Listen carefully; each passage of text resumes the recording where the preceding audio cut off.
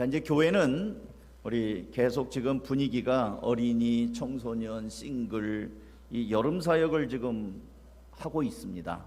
준비도 하고 있고 또 싱글들은 다녀오기도 하고 그랬어요. 그래서 저도 이 시기에 어떤 말씀을 준비해서 전하면 우리 성도들이 다음 세대에 대해서 관심을 좀 더 가질 수 있을까, 그런 관점으로 성경을 이제 읽어가면서 묵상하는데 오늘 읽은 말씀 여호수아가 생각이 났습니다. 그래서 저는 이 말씀 언젠가도 한번 이 말씀을 본문으로 삼아서 말씀을 드린 적이 있는데 오늘은 조금 다른 관점으로 여러분과 나누고자 합니다. 먼저 이스라엘 백성들은 요셉이 애굽의 총리가 되면서 흉년에 요셉은 자기 아버지와 형제들을 안전하게 먹여 살릴 생각을 했습니다. 우리나라도 미국에 이민을 가서 한 사람이 잘 풀리면 어때요? 자기 형제들 뭐 다 이렇게 초청 이민을 하잖아요. 그런 것처럼 요셉은 자기가 애굽의 총리고 이제 가나안 땅에서 가난하게 살고 있고 먹을 것이 없는 형제들을 생각해서 아버지, 형님들 전부 다 내가 있는 이 이집트 땅으로 오세요. 결국 국경 쪽에 이민자촌을 만들어서 이제 살도록 합니다.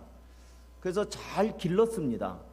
근데 이제 세월이 지나니까 뭐 세월 앞에 장사가 없죠. 요셉이 죽습니다. 그리고 요셉을 알고 있었던 우대했던 바로 왕도 죽습니다. 세월이 지나니까 100년이 지나니까 왕도 죽고 신하도 죽고 요셉도 죽고 그 다음에 요셉의 형제들도 다 죽고 이제 자손들이 늘어나는데 이제 요셉을 모르는 새로운 왕이 등극하면서 이스라엘 백성들은 이제 눈의 가시와 같은 존재, 그래서 종신세로 전락을 합니다. 왜냐하면 이스라엘 백성들은 결혼을 하면 자녀를 많이 낳아요. 예?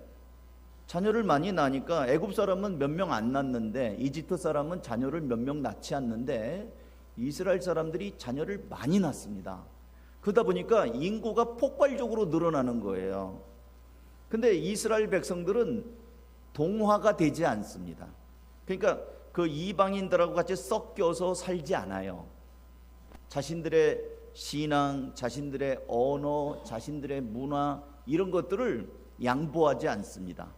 그러니까 이집트 사람이 생각할 때 이 사람들은 우리나라에 와서 인구는 많아지는데 이러다가는 외세가 쳐들어오면 저것들이 우리 뒤통수를 치겠구나, 이런 위협을 느낍니다. 그래가지고 바로 왕이 이스라엘 백성들을 향해서 혹독한 노예 정책을 합니다. 여러분이 잘 아는 피라미드 그 건축 현장에 이스라엘 백성들을 동원시킵니다. 그리고 각종 건축을 할 때 막 채찍질을 해가면서 노동을 시키는데 자그만치 430년 동안 노동을 하게 됩니다. 그때 마침내 하나님께서는 여러분이 아시는 대로 모세를 불러서 이스라엘 백성들을 나오게 합니다. 그런데 이 공짜로 부려먹을 수 있는 이 사람들을 누가 200만 명 가까이 되는 사람을 누가 놔주겠어요. 바로 왕이 호락호락 내주지 않으니까 하나님께서는 이집트 땅에 초자연적인 재앙을 10가지를 퍼붓습니다. 여러분 그 영화에서 이집트의 왕자라는 영화를 만화 영화 애니메이션으로도 나온 적이 있는데요. 그래서 결국 바로 왕은 이제 두 손 두 발 다 들고 항복하고 이스라엘 백성들을 내보냅니다. 하나님께서는 이제 이스라엘 땅, 그 애굽 땅에서 나온 이스라엘 백성들을 이제 광야로 인도하셔서 젖과 꿀이 흐르는 가나안 땅으로 가는데 앞에 가로막힌 홍해 바다를 가르십니다. 그래갖고 이스라엘 백성들은 홍해 바다를 건너고 광야길을 낮에는 구름 기둥, 밤에는 불 기둥으로 인도를 해 가셨습니다.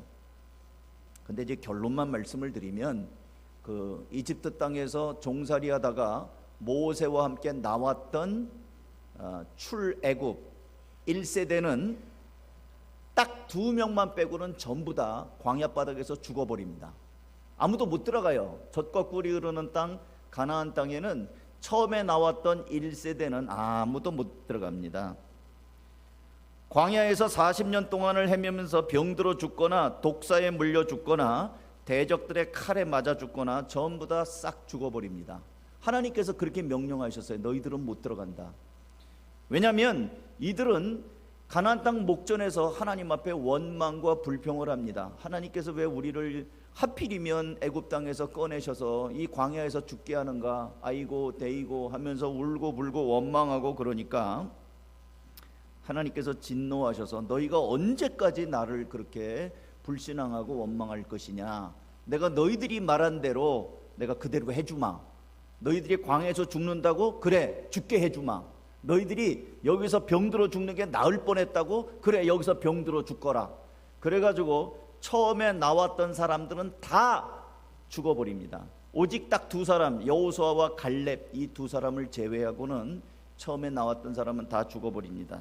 그러면 누가 들어갔는가?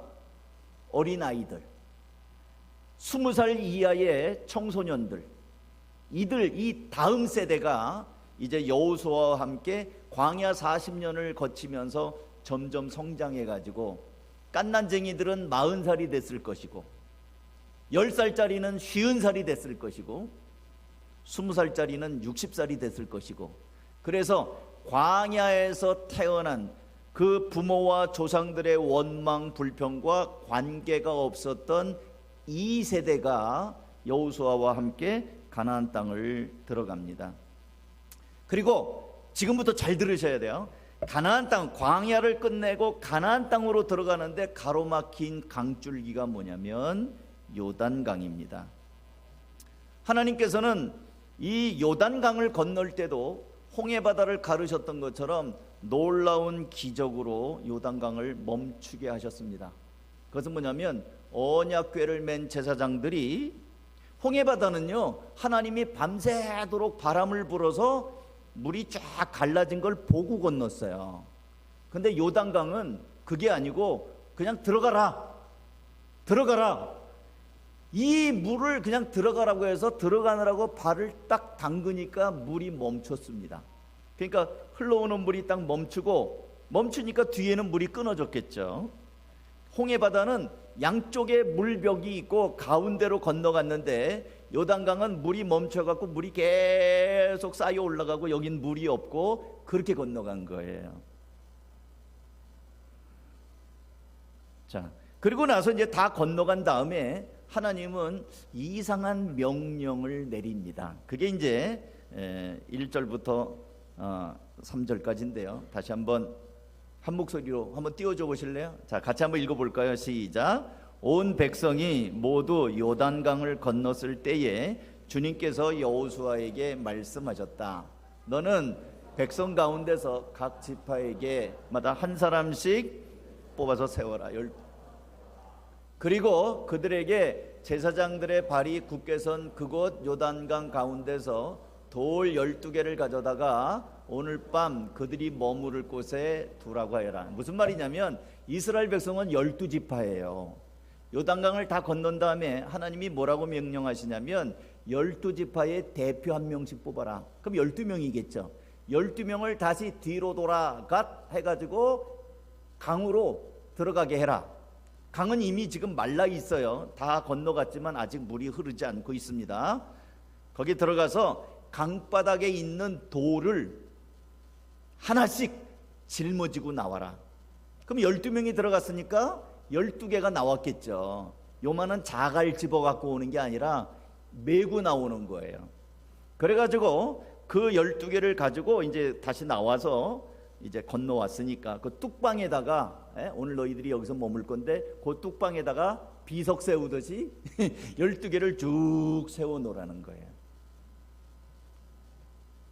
왜 이렇게 했을까요? 12개를 이제 강을 잘 건넜으면 됐지, 강바닥에 있는 돌을 갖고 와서 너희들이 오늘 밤에 머무를 곳에다가 거기다 그렇게 세워 놓으라는 거예요. 궁금합니다. 당연히 궁금하죠. 하나님이 무슨 뜻이 있어서 저걸 저렇게 했을까? 근데 하나님께서는 그 이유를 이렇게 설명합니다. 6절 또 띄워주세요. 이것이 이 12개가 당신들에게 기념물이 될 것입니다. 훗날 당신들 자손이 그 돌들이 지닌 뜻이 무엇인지를 물을 때에, 이제 자손들이 묻는, 오늘 설교 제목이에요. 훗날 당신들의 자손들이 묻거든. 아버지, 저거 왜 저기 서 있어요? 저 돌이 뭐예요? 뭔데 12개나 있어요? 훗날 당신들의 자손이 물을 때에 7절, 주님의 언약궤 앞에서 요단강 물이 끊기었다는 것과 언약궤가 요단강을 지날 때에 요단강 물이 끊기었으므로 그 돌들이 이스라엘 자손에게 영원토록 기념물이 된다는 것을 그들에게 알려주십시오. 말해주십시오. 얘들아, 저 돌은 저 요단강 강바닥에 있었던 돌이야. 지금은 안 보이지만 넘쳐나는 그 물 가운데 물속에 있었던 돌이야. 우리가 꺼내왔거든. 왜? 저 요단강 물을 하나님이 멈추게 하셨거든. 저 돌을 볼 때마다 하나님이 우리와 함께 하시고, 하나님이 요단강을 멈추게 하시고, 하나님이 이 가나안 땅에 들어가게 하신 살아계신 하나님이 있는 거야. 그게 증거야. 저 돌을 보면서 자녀들에게 알려주는 시청각 재료가 되는 거예요. 시청각 재료. 사실 이 요단강을 건너는 게 쉽지가 않습니다. 여호수아 3장 15절 한번 같이 읽어볼까요? 요단강 형편이 어땠는가? 시작. 그 궤를 맨 사람들이 요단강까지 왔을 때에는 마침 추수기간이어서 제방까지 물이 가득 올라왔다. 지금 이스라엘 백성들이 요단강 건너갈 때는요, 물이 뚝방까지 가득했다는 거예요. 사진 하나 보여주세요. 어디 같아요? 비가 많이 온 한강입니다. 한강 고수부지가 잠겼어요. 자, 여기 건너가라면 건너가겠어요? 무서워요. 이 한강이 마치 바다를 방불해요. 비가 어찌나 와가지고 지금 잠수교 다 잠겼고요. 한강 고수부지 다 잠겼어요. 지금 요단 강물이 이렇다는 거예요. 뚝방까지 물이 가득 찬데 이스라엘 백성들 지금 나와가지고 어쩔 줄을 모르고 있는 거예요. 여기에 들어가라. 불가능합니다. 겁이 납니다. 한강물이라도 이거 거의 이거 바다 비슷하게 생겨가지고 깊이를 알 수 없는 흙탕물이 가득하기 때문에 왈칵 두려워요. 못 건너가요. 근데 하나님께서는 일단 들어서라. 그래갖고 제사장이 먼저 들어가니까 물이 내려오던 물이 멈추면서 뒤에는 물이 멈추고 물은 계속 쌓여 올라가고 이렇게 되는 거죠. 그리고 나서 강바닥에 있는 돌을 갖고 오라고 하신 겁니다. 그 이유는 하나님께서는 하나님이 하신 이 사실을 이스라엘 백성들은 돌을 보면 째깍 기억을 하죠. 아, 우리가 건넜지. 저기 건넜어. 근데 시간이 지나면 사람은 잊어버려요. 망각합니다. 그러니까 하나님께서는 하나님이 하신 일을 잊어버리지 말고 너희들도 기억할 뿐만 아니라 너희들의 자녀들에게도 이 사실을 알려서 하나님이 계신다, 하나님이 살아계신다, 이거를 계속 전하도록 하고 싶으셨던 거예요. 사랑하는 성도 여러분, 저는 여러분에게 질문 하나를 드리고자 합니다. 여러분은 지금까지 신앙생활하면서 하나님이 여러분에게 베풀어 주신 은혜의 경험이 있으십니까? 나 같은 죄인을 하나님이 구원하셨어. 내 죄를 용서해 주셨어. 사죄의 은혜. 내가 아파서 기도했는데 하나님이 내 아픈 걸 고쳐주셨어. 치유의 은혜.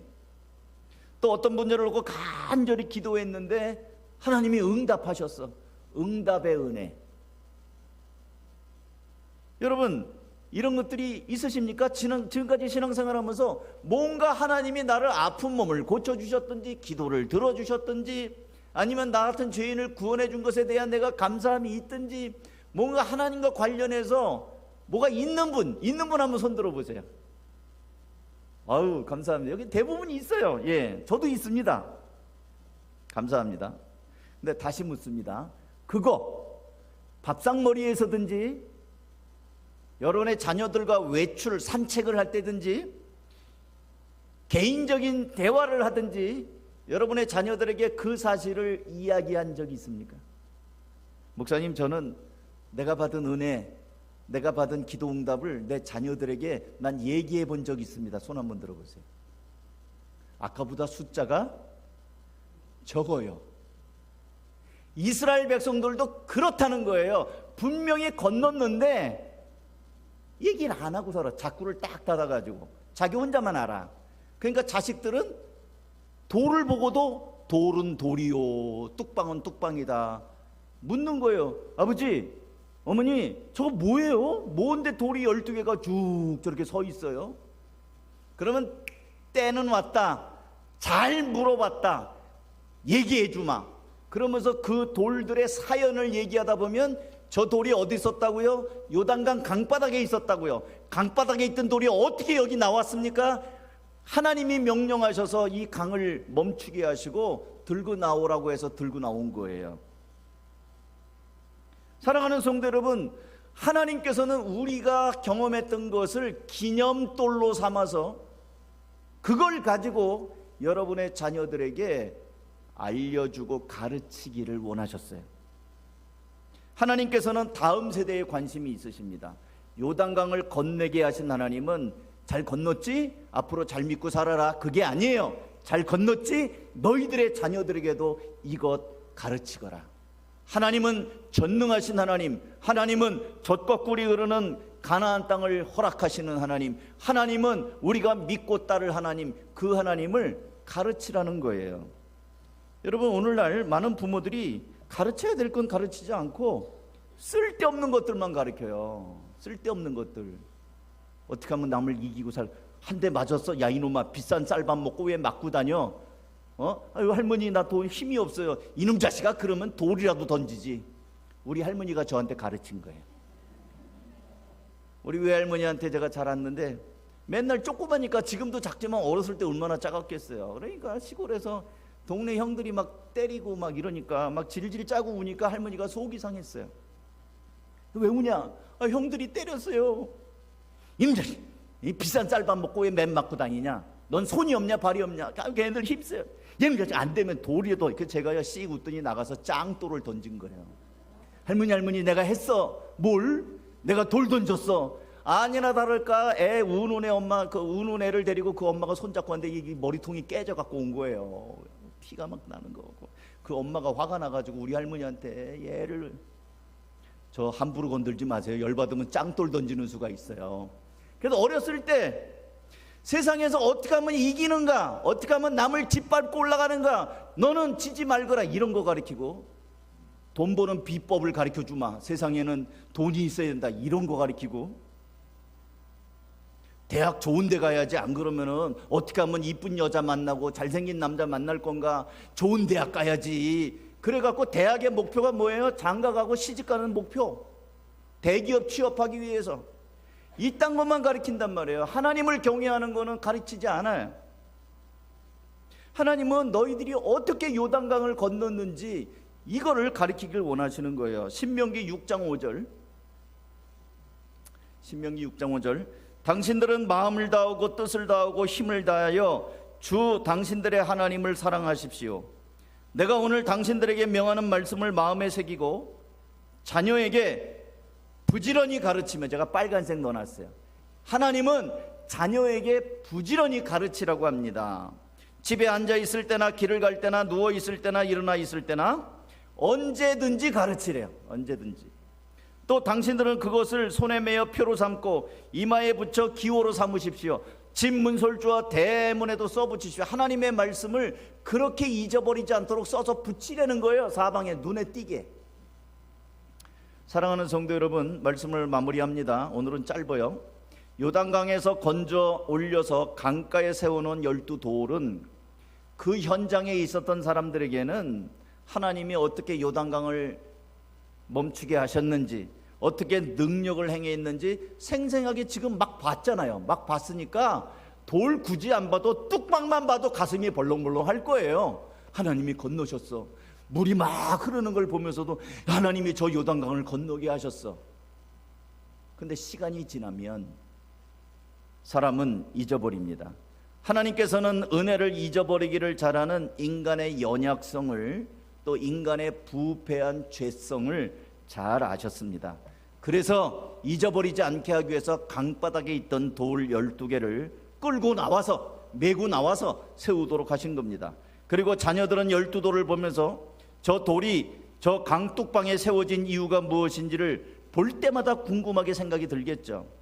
여러분의 자녀들은 여러분을 볼 때마다 궁금할 겁니다. 아빠가, 엄마가 이 주일날 왜 재밌는 드라마를 안 보고 교회를 가는지, 이 주일날 왜 쉬지 않고 교회 가서 저렇게 시간을 보내는지 아이들이 궁금할 거예요. 그럼 너희들은 몰라도 돼, 애들은 가라, 이러고 이렇게 하시겠어요? 여러분의 자녀들에게 아빠 엄마가 왜 교회를 가는지, 왜 교회에서 저 설거지를 하는지, 집에서 설거지도 안 하는 아빠가 왜 교회에서 설거지 하는지, 왜 무더운데 토요일날 저희 가가지고 막 페인트 칠하고 막 끓고, 어저께 제가 보니까 우리 집사님 머리에 페인트가 묻어가지고 페인트가 흰머리가 됐더라고요. 흰 페인트가 묻어가지고. 그러면 아빠 엄마 머리가 그거 뭐예요? 왜 교회 가서 머리에 페인트를 묻히고 있어요? 어떤 여성도님은 치마가 내가 볼 땐 아주 새 치마인데 거기다 까만 페인트 묻혀가지고, 아이고 이 치마 어디? 아니 목사님 괜찮아요, 버릴 거예요. 치마를 왜 버려? 버리를 왜 그렇게 하느냐 말이에요. 왜 그런 수고를 하죠? 그 알려줘야 될 거 아니에요, 자녀들에게. 여러분들만 그렇게 그냥 그 기쁨을 맛보실 거예요? 자연스럽게 그 돌들로부터 시작해서 이스라엘 백성들이 원래는 어디 있었어요? 이집트에서 종살이하고 있었잖아요.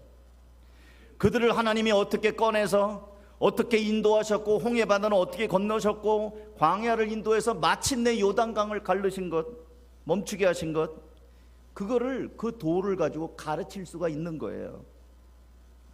사랑하는 성도 여러분, 요단강가에 세워진 12돌은 하나님의 하나님 되심을 가르치는 시청각 교재가 되는 겁니다. 이스라엘 백성들은 세상의 분주한 삶 가운데서 하나님을 잊어버리고 살지 않도록 하나님께서는 그 돌을 건져내게 하시고, 저 돌이 저 물속 한복판에 있었던 것이다, 근데 여기 꺼내져 있는 것에 대한 것을 보면서 살아계신 하나님의 능력, 이걸 기억하며 살도록 하셨습니다. 사랑하는 성도 여러분, 이것은 여러분에게도 마찬가지입니다. 아까 제가 질문했던 것처럼 여러분이 경험한 은혜들 너무 쉽게 잊어버리지 마시고요, 그게 기념돌이 되는 거예요. 그걸 가지고 여러분의 자녀들에게 가르쳐 주시기 바랍니다. 목사님 저는 내세울 게 없는데요, 신앙의 체험이 없는데요, 자녀들에게 얘기할 게 없는데요. 그런 분들은요, 하나님 앞에 기도하세요. 하나님, 제가 자녀를 믿음으로 기르고 싶습니다. 저에게 이 자녀들에게 말할 건덕지를 주십시오. 나에게도 기적을 하나 베풀어 주십시오. 자랑할 만한 은혜를 하나 주십시오. 뭐가 있어야 얘기할 거 아니에요. 그러면 하나님은 째까다 응답하십니다.